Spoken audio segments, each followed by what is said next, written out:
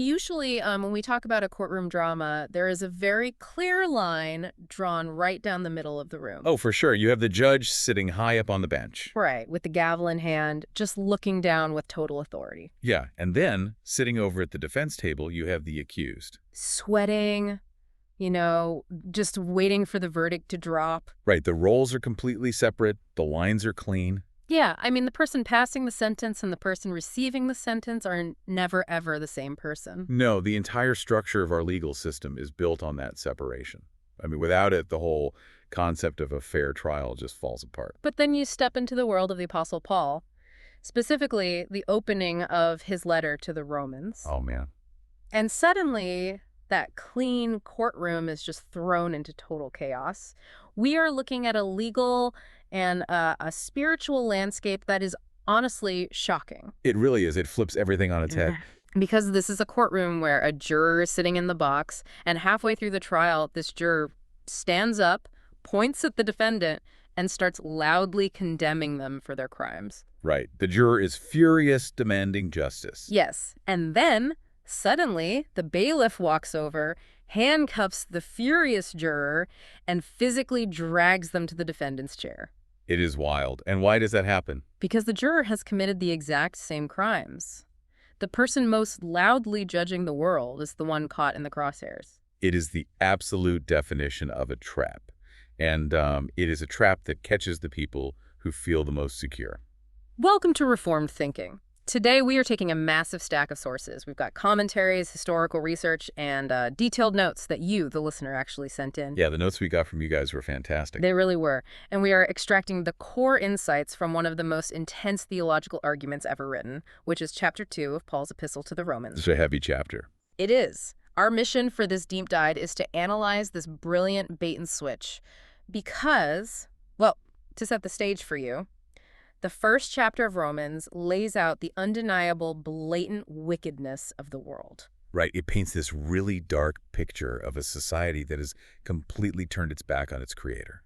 Yeah, and the natural reaction for anyone reading that first chapter is to nod along, right? Yeah. You feel a sense of vindication and say, yes, those people out there are terrible. Which is the very reaction Paul is banking on. I mean, he sets up the first chapter to get that response from a very specific type of reader. Right. He is targeting the moralist. Yes. The person who agrees the world is wicked, who, shakes their head at the evening news and thinks their own ethical outrage makes them safe from judgment. That is a very common mindset. It is. And we are going to bypass the dry academic lectures today and just have a real conversation about what this means. Sounds good to me. Because looking at this source material, the psychological dynamics Paul is describing are universally human. So let's start with this opening trap Paul sets for the self-appointed judges of society. Well, the trap is set with the very first word of the chapter. Paul addresses this moralist directly. And historically, who would this person be? Well, historically, this person could be a pagan philosopher. Think of, like a Stoic who prides himself on a strict ethical code living above the debauchery of Rome. Okay, that makes sense. Or it could be a Jewish teacher resting on the law of Moses, super confident in their heritage. So it hits both sides. Yeah, Paul points out a fatal delusion shared by both of them. The sources highlight that the moralist agrees completely with the indictment of sin in the world. Right, they see the horrible things happening, they speak out against them, and they write treatises condemning them. But they operate under this crazy delusion that their act of judging provides an escape hatch from God's wrath. They believe that because they can spot the sin in someone else, and because they are so vocally against it, God must view them as righteous. Yeah, they think the judge's bench is a safe zone. That is such a huge deception. It is the core deception. They assume indignation equals innocence. But Paul states that when the moralist opens their mouth to judge, they are instantly self-condemned. Wow. Instantly. Instantly. The logic is airtight. By judging the other person, you acknowledge that a universal standard of right and wrong exists. You validate the law. Okay, I'm following. But then Paul says you commit the same things. And the Greek text here uses two specific verbs that we really need to examine to understand the mechanics of this trap. I actually noticed that in the notes. There is a distinction in the types of judging happening here. Yeah, a very clear one. The first verb is krino, which means a neutral judging, like evaluating or just forming an opinion. Okay, so just making a basic assessment. Yeah. And the second is katakrino, which means an adverse, condemning verdict. That sounds a lot heavier. It is. Paul says, by this that thou judgest, using krino. The other, thou art condemning, using katakrino, thine own self.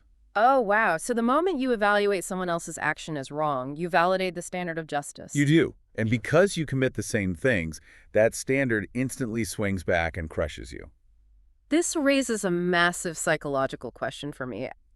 Just looking at human nature, why do we have this blind spot? It is a great question. I mean, why do we think that denouncing a crime makes us innocent of it? If a person is stealing, why do they feel a sense of relief or superiority when they see someone else get caught for stealing? Well, it is a defense mechanism built into fallen human nature. The moralist desperately wants to create distance between themselves and the quote-unquote real sinners. Right. They want to be on the winning team. Exactly. Yeah. Spot on. By acting as the prosecuting attorney, they assume they cannot possibly be on trial. Because the prosecuting attorney is never the one going to jail. Right. And the text clarifies that they commit the same things in quality, if not in specific outward detail. That distinction seems crucial. Can you expand on what you mean by committing the same things in quality? Certainly. So the moralist might read the list of sins in chapter 1 and say, well, I have never committed physical murder. Which is a pretty standard defense. Right. But they harbor bitter, resentful hatred against their neighbor. They might say, I have never robbed a bank, but they are greedy, covetous, and cheat on their taxes. Ah, I see. They might not engage in wild public debauchery, but their private thoughts are consumed with lust. The core quality of the rebellion against God is identical. So the root disease is the same, even if the symptoms manifest differently. Yeah, yet because the symptoms are more socially acceptable, they feel completely secure. Think about how this applies to modern life. I want you, the listener, to think about how easily we use social media to denounce others. Oh, social media is the perfect example. Right. We see a public figure fail, or we see a societal trend we hate, and we post our outrage. We retweet the takedown piece. We do it all the time. And in doing so, we feel this rush of righteousness. We think our moral outrage equals personal righteousness. We think being angry at sin makes us holy. Yes. But we are doing the exact thing the first century moralists did. It is the identical impulse. And this delusion leads to a disastrous misreading of God's character. How so? Because the moralist is busy judging others, and because lightning has not struck them from heaven yet, they assume God approves of their moralism. Oh, wow. So they mistake a delay in judgment for an endorsement of their lifestyle. Yeah. This sets up the next major phase of Paul's argument, which is how the moralist completely misunderstands God's patience. Looking at the commentaries we have gathered, this misunderstanding is framed as an active despising of God's gifts. It really is. The moralist assumes God is clapping for them, but the text says God is actually doing something entirely different. The sources bring out 3 very specific terms from the original language to describe what God is doing while the moralist is busy judging others. Okay, let's break those down. First, there is the riches of his beneficence. Beneficence is the active, constant shower of good gifts upon creatures. Like common grace kind of things. Yeah, God is actively pouring out sunshine, rain, health, provision, and stable societal structures. He's actively good to the person who is currently rebelling against him. That is amazing. And the second term gives us a really vivid visual image, right? Yes, the second term is patience, and the Greek word here is anoche. Anoche, okay. This word literally means to hold up or to hold back. Like physically holding something. Yeah, imagine a massive, crushing weight of judgment suspended right above someone's head. The person below is heaping up more and more reasons for that weight to drop every single day. Oh, man. That is a terrifying image. It is. The judgment is due to crash down. But God, through Enosh, is literally holding back the ceiling. He is suspending the structural collapse. So it is not a passive ignoring of sin. It is an active exertion of force to prevent the immediate consequence. That is it. And the third term is long-suffering, or macrothumia. What does that one add to the picture? This word applies specifically to how one relates to persons. It means waiting a long time before proceeding to action regarding a person who is constantly aggressively provoking you. And the moralist is provoking God constantly. Yes, God is provoked daily by the moralist who usurps his judgment seat, who acts like the supreme judge of the universe, yet God waits. He suffers along with them. And the moralist looks at this delay, looks at the sunshine, the blessings, the successful career, and says, see, God agrees with me. I am on the right side of history. Yeah, I am on the right side of morality. That is such a tragic misreading. It is fatal. The text states that the moralist is unaware of the true purpose behind all of this. They are blind to the fact that the goal of this patience, this holding back of the ceiling, is to lead them to repentance. Let's talk about that word repentance, because in our modern context, it often just means feeling a little guilty or promising to try harder next time. Right, like an apology. Yeah, but the sources we are looking at suggest a much heavier definition. The Greek word used here is metanoia. This is not just an invitation to a slight moral upgrade. It's not a New Year's resolution. No, not at all. It is not a resolution to be a better person. Metanoia is a total, fundamental change of mind. A complete 180. Yes, it is a complete turning away from sin and a turning toward God for pardon. It is the sudden, devastating realization that you are fundamentally broken, that your moralism is a sham, and that you need rescue. So God is holding back the ceiling specifically to give the moralist time to wake up, drop the gavel, and plead for grace. That is the whole point of the delay. But by ignoring this, by doubling down on their self-righteousness and continuing to judge the world while remaining blind to their own sin, the text says they are doing something highly ironic. Extremely ironic. They are hoarding or treasuring up wrath for themselves. I just find the irony of the word treasure here unbelievable. It is a striking word choice. A moralist thinks they are building a massive savings account of good deeds. Every time they judge someone, every time they display their ethical superiority, they think they are depositing gold coins into a heavenly bank account. Yeah, they really do. But the text says they are actually depositing wrath. It is a terrifying financial metaphor.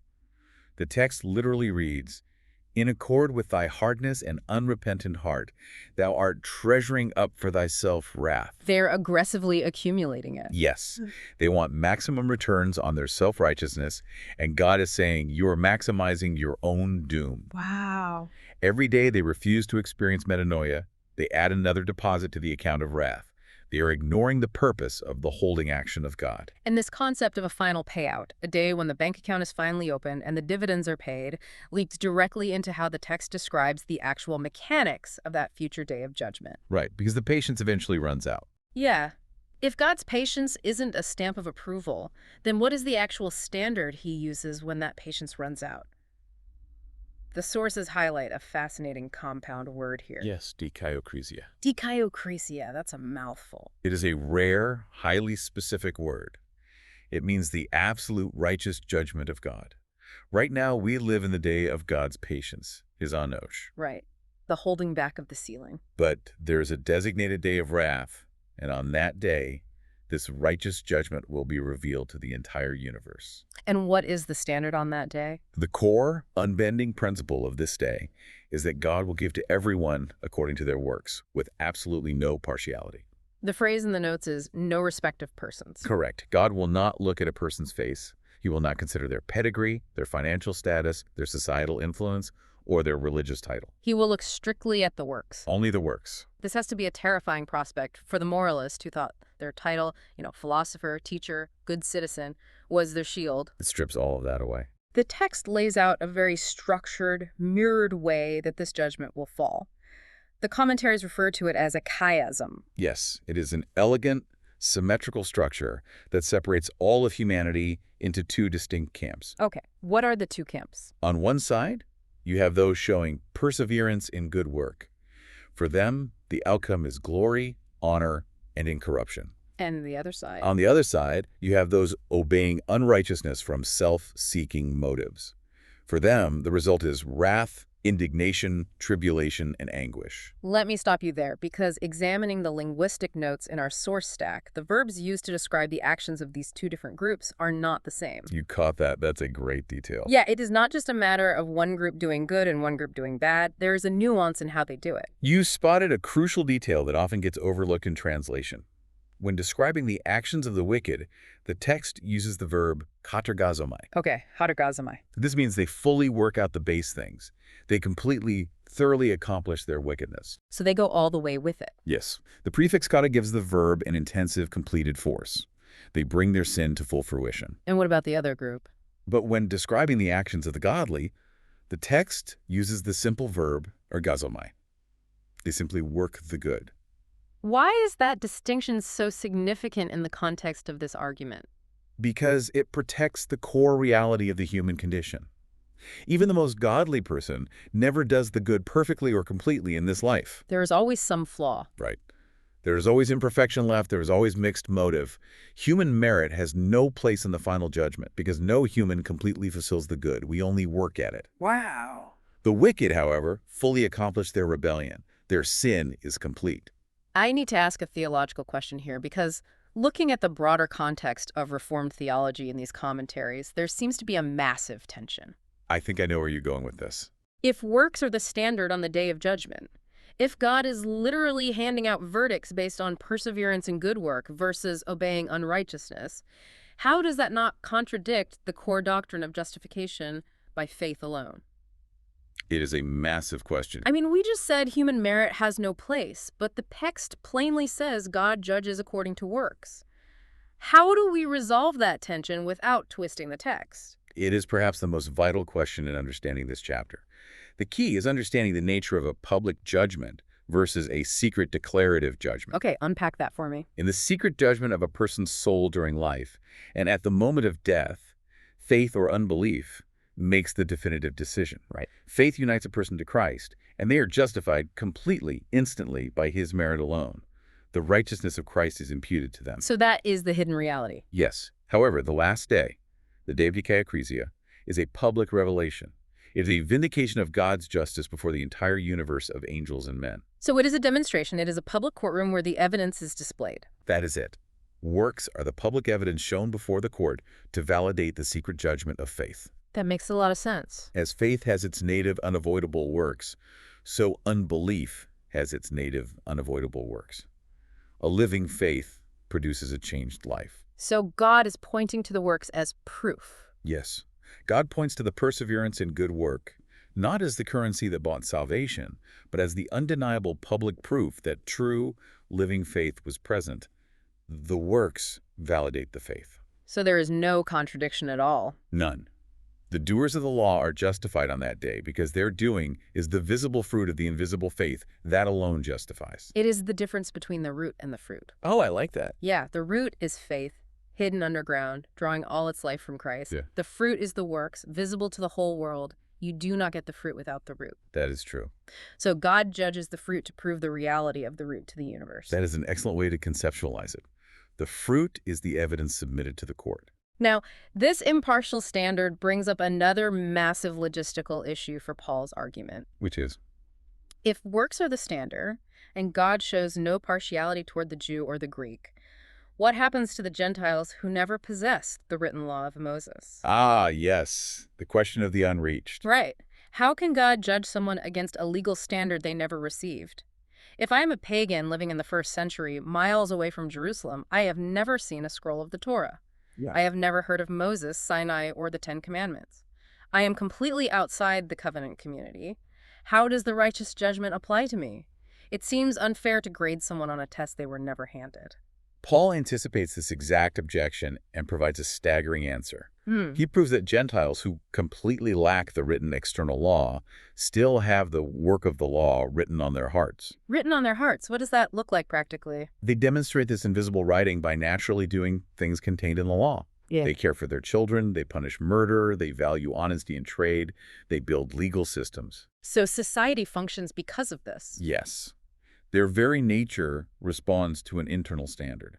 This moves us into a fascinating concept detailed in the notes, which is the internal courtroom of the conscience. Oh, this is a deep concept. The text gives a profound, a really intense description of this pagan conscience. Let's break down the word syneidesis. Syneidesis literally translates to knowing with oneself. It is the conscience. Knowing with oneself. Okay. The text describes it acting as a secondary witness to a person's actions. The visible proof is the action itself. Say, stealing a piece of bread or telling the truth in a business deal. The action is the primary witness. Right. But the conscience joins in to testify about that action. And it does this through human reasonings that act in alternation. The text says these reasonings either accuse or defend a person's actions. I want to make sure I'm visualizing this correctly based on the sources. Sometimes people read this passage and think it means a group of pagans standing around in a public square debating ethics with one another. Yes, that is a common misconception. Yeah, right. Like one guy argues that stealing is wrong, another guy mounts a defense for it, but the commentaries push back on that interpretation. It is a huge misreading. The Greek phrasing points inward to an internal process. It is the internal theater of the mind. So it's all happening inside. Yeah. A person's own thoughts band together to batter them with guilt over a wrong action. Or those thoughts stand shoulder to shoulder to defend a right action. Wow. It is not a public debate in the marketplace. It is an inescapable internal prosecution happening inside a single human skull. It is like an internal board of directors that never sleeps. That is a brilliant way to put it. You make a decision and immediately the board convenes. They pull up the files, they review the motives, they analyze the action against this unwritten code. And they don't hold back. No. And if you did something wrong, they all vote to convict. They shout you down in your own head. This proves that humanity is universally hardwired for a standard of justice. And that hardwiring is the remnant of the image of God. Even in a fallen, broken state, the structure of the law remains imprinted on the human soul. That is incredible. This is why the pagan is without excuse. They do not need a stone tablet from Sinai to tell them murder is wrong. Their own internal board of directors screams at them if they shed innocent blood. The moral framework is baked into their humanity. I want you, the listener, to really think about the last time you felt a relentless, unshakable guilt over a secret failure. We all have those moments. Something nobody else in the world knew about. Yeah. You could have gotten away with it perfectly. There were no external consequences, but you could not sleep. Your mind just raced. Yeah, you replayed the event over and over. That is the very mechanism Paul is describing. That is the sunny desis operating completely independently of any religious instruction, Bible study, or church attendance. And the text connects this internal courtroom directly to the future day of judgment. How so? The conscience operates in connection with the day when God will judge the secrets of men. The only reason the internal board of directors cares so much, the only reason it prosecutes you with such ferocity, is because it instinctively knows there is a higher, final court coming. So it is a preview of the dikaiokresia. Yes, exactly. That is spot on. So the trap has snapped shut on the pagan moralist. They are condemned by the very conscience they thought made them noble. They cannot claim ignorance. No, because the law is written on their hearts. Since even the pagan has a functioning internal law that convicts them, the argument pivots dramatically to the person who proudly holds the written record. Right, the religious insider. Yeah, we are talking about the person who feels the safest. Paul shifts his target specifically to the Jewish moralist. Up until now, he has caught everyone in the net. You know, the debauched pagan, the moral pagan. Everyone is trapped. But the Jewish moralist requires special attention because they feel the most insulated from judgment. They have the pedigree. The ultimate pedigree. Paul lists their impressive spiritual resume. He says they call themselves a Jew, they rest securely on the law, they glory in God, they know the will, they test out the essentials, and they confidently act as guides to the blind and teachers of babes. It sounds like the perfect spiritual resume. If you were hiring a religious leader or looking for a seminary professor, this person gets the job immediately. They do. Yeah. They have all the right credentials. It is a brilliant rhetorical device. It is. The Greek text uses what is called conditions of reality. What does that mean in this context? Paul is assuming all these lofty claims are true just for the sake of argument. He says, let us assume you are the ultimate guide to the blind. Let us assume you have the genuine form of knowledge. Let us grant you every single title you claim. So he lets them stand on the highest possible pedestal. He builds them up just to completely dismantle them. He drops a series of contradictory realities on them in the form of rapid-fire questions, right? Yeah, and he doesn't pull any punches. He asks, you who preach against stealing, do you steal? You who preach against adultery, do you commit adultery? You who abhor idols, do you rob temples? Boom, boom, boom. Just one after the other. I need to pause here because reading this list, it feels like an extreme escalation. It definitely feels aggressive. Is Paul saying that literally every single religious leader in the first century was stealing and committing adultery? Isn't this an overly harsh generalization? Did every Jewish moralist secretly rob a pagan temple? That is a very valid question. Paul is not making a blanket statistical claim that 100% of Jewish leaders were literal physical thieves or adulterers. Okay, that makes sense. But he is pointing to the inherent hypocrisy of moralism. Jesus leveled these exact same charges against the Pharisees. Oh, right. He said they devoured widows' houses, which is a form of institutional white-collar theft, and they did it while making long, pious prayers. The larger point is that moralism fundamentally fails to change the human heart. So it polices the outside behavior, it cleans up the public image, but leaves the inside rotting. Precisely. A moralist might not rob a physical bank, but their heart is full of greed and they exploit loopholes. They might not commit physical adultery, but their mind is consumed with lust. And Paul highlights the ultimate irony with the specific charge of temple robbing. Yes, the Greek word is hierosolein. The historical context in the notes regarding this specific word is fascinating. What exactly was temple robbing in this era? So, the Jewish moralist claimed to absolutely despise pagan idols. They would not even walk near a pagan temple if they could avoid it. They considered it an abomination. Total separation. Right. But secretly, many were profiting from stolen temple artifacts. They would buy the gold or silver stripped from an idol by a third party or engage in illicit antiquities trading if the price was right. You are kidding. No, it was a real issue. They justified it by saying the idol was nothing anyway. That is devastating. You preach publicly against the idol, you claim it is an abomination, but you quietly pocket the gold the idol was made of. It is the height of hypocrisy. It exposes that the entire religious system, for this moralist, is a veneer. It is about superiority, not actual holiness. And the text says this hypocrisy has a catastrophic external effect. It really does. It causes the Gentiles to blaspheme God's name. Because the watching world sees the disconnect. The Gentiles are not blind to hypocrisy. They see right through it. They see the moralist preaching absolute purity, demanding strict adherence to the law, and then engaging in shady business deals, exploiting the vulnerable, or acting with arrogance. And what happens? The tragic result is that the Gentiles do not just mock the hypocrite. They mock the God the hypocrite claims to represent. They assume God must be just as corrupt or impotent as his followers. The religious insider who thinks they are God's greatest asset on earth, who thinks they are defending God's honor, is actually the primary cause of God's name being dragged through the mud. It is a stunning reversal. This failure of the internal heart brings the conversation to the ultimate external symbol of the religious insider. In the first century, for the Jewish audience, that was circumcision. Let's examine this dynamic of the physical sacrament versus the spiritual reality. For the Jewish moralist, circumcision was the ultimate shield. It was the physical, undeniable seal of the covenant with God. Like a brand. Yeah. They believed that bearing this mark guaranteed their safety from God's wrath. It was their entry ticket. But Paul systematically dismantles this trust. He tears it down completely. He argues that circumcision only has value if a person practices the law. If they are a transgressor, their circumcision literally becomes foreskin in the eyes of God. It just evaporates. The physical mark means absolutely nothing if the life does not match the covenant it represents. And then Paul flips the entire universe upside down for the moralist. He says, conversely, if an uncircumcised Gentile keeps the righteous ordinances of the law, God reckons their foreskin as circumcision. The commentary spent a lot of time on that word reckons. It carries a massive amount of theological weight in Reformed thought. It really does. The Greek word is logizomai. It is a forensic judicial term. Like courtroom language again. Yes. It means God treats what a person does not have as if they had it. Oh, wow. The Gentile does not have the physical mark of circumcision. They lack the external sacrament. But because they have the internal reality, which is fear, love, and trust in God, evidenced by their life. Because of that internal reality, God acts. Right. God looks at their uncircumcised state and judicially decrees, I count this as full circumcision.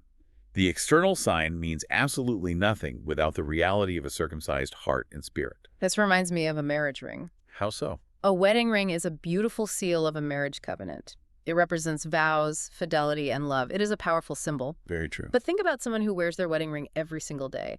polishes it, shows it off, demands respect because of it, but is actively committing adultery behind their spouse's back. That is awful. Right. The ring on their finger does not make them a faithful spouse. In fact, wearing the ring while cheating actually stands as a witness against their hypocrisy. It makes the betrayal infinitely worse because they are parading the symbol of the very covenant they are breaking. That is a highly accurate parallel. The physical sign cannot create the internal reality. It's only meant to confirm it. And what does Paul do next? Paul takes it one step further, delivering the final crushing blow to the moralist. He says that the uncircumcised Gentile who fears God will actively judge the circumcised moralist who breaks the law. The ultimate insult to the moralist. Yes, the very person the moralists look down on, the person they considered unclean and outside the covenant, becomes their judge. Because the Gentile, despite lacking the written record and the physical sacrament, possessed the reality of faith, while the religious insider, who had the Bible, the history, and the sacrament, lacked the reality. That is the core of it. Think about how this applies to our modern equivalents. It is so easy to rest on external markers. We can rest on a baptism certificate, perfect church attendance, or a vast amount of doctrinal knowledge. We rely on that stuff so much. We can point to all the theology podcasts we listen to, the thick books we read, the precise theological debates we can win online. We build our identity around being the insider who knows the truth, but God's praise is strictly for the inward reality, not the outward performance. The text concludes by stating that the true Jew is one inwardly, and true circumcision is a matter of the heart by the Spirit, not by the written code. Which isn't visible to us, but visible to God. Yeah.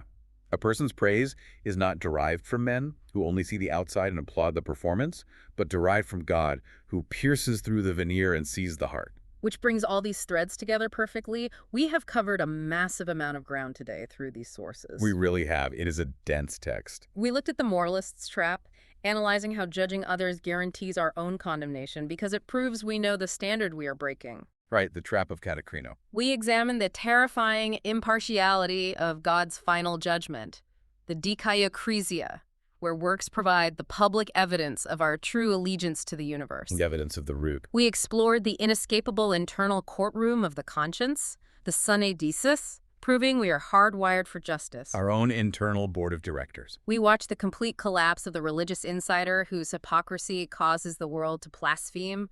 And finally, we saw the absolute necessity of inward spiritual reality over external ritual. The whole purpose of the text's relentless, systematic crushing of moralism is vital to grasp. It feels heavy, but there is a point to it. Yes.